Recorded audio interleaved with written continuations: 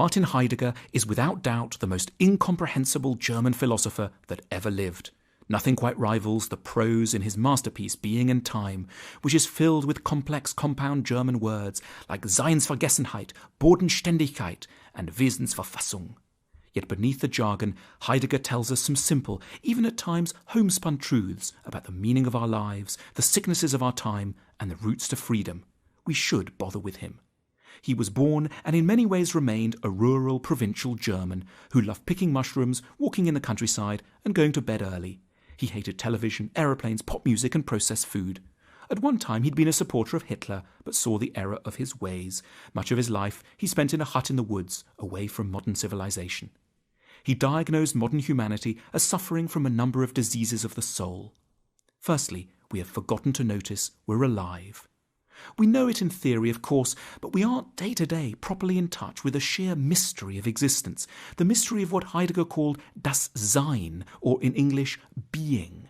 It's only at a few odd moments, perhaps late at night, or when we're ill and have been alone all day, or are on a walk through the countryside, that we come up against the uncanny strangeness of everything, why things exist as they do, why we're here rather than there, why the world is like it is. What we're running away from is a confrontation with the opposite of being, what Heidegger called das Nichts, the nothing. The second problem is we've forgotten that all being is connected. Most of the time, our jobs and daily routines make us egoistic and focused. We treat others and nature as means and not as ends. But occasionally, and again, walks in the country are particularly conducive to this realization. We may step outside our narrow orbit and take a more expansive view. We may sense what Heidegger termed the unity of being, noticing, for example, that we and that ladybird on the bark and that rock and that cloud over there are all in existence right now and are fundamentally united by the basic fact of our common being. Heidegger values these moments immensely and wants us to use them as the springboard to a deeper form of generosity, an overcoming of alienation and egoism, and a more profound appreciation of the brief time that remains to us before das Nichts claims us in turn. The third problem is we forget to be free and to live for ourselves. Much about us isn't, of course, very free.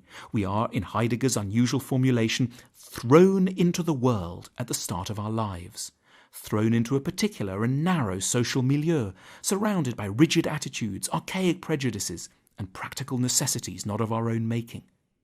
The philosopher wants to help us to overcome this thrownness, Geworfenheit, as he put it in German, by understanding it. We need to grasp our psychological, social, and professional provincialism, and then rise above it to a more universal perspective. In so doing, we'll make the classic Heideggerian journey away from Uneigentlichkeit to Eigentlichkeit, from inauthenticity to authenticity. We will, in essence, start to live for ourselves. And yet, most of the time, for Heidegger, we fail dismally at this task. We merely surrender to a socialized, superficial mode of being he called they-self, as opposed to ourselves. We follow the chatter, das Gerede in German, which we hear about in the newspapers, on TV, and in the large cities that Heidegger hated to spend time in. What will help us to pull away from the they-self is an appropriately intense focus on our own upcoming death. It's only when we realize that other people cannot save us from das Nichts that we're likely to stop living for them, to stop worrying so much about what others think, and to cease giving up the lion's share of our lives and energies to impress people who never really liked us in the first place. When, in a lecture in 1961, Heidegger was asked how we should better lead our lives, he replied tersely that we should simply aim to spend more time in graveyards. It would be lying to say that Heidegger's meaning and moral is ever very clear. Nevertheless, what he tells us is intermittently fascinating, wise, and surprisingly useful. Despite the extraordinary words and language, in a sense we know a lot of it already. We merely need reminding and emboldening to take it seriously, which the odd prose style may help us to do.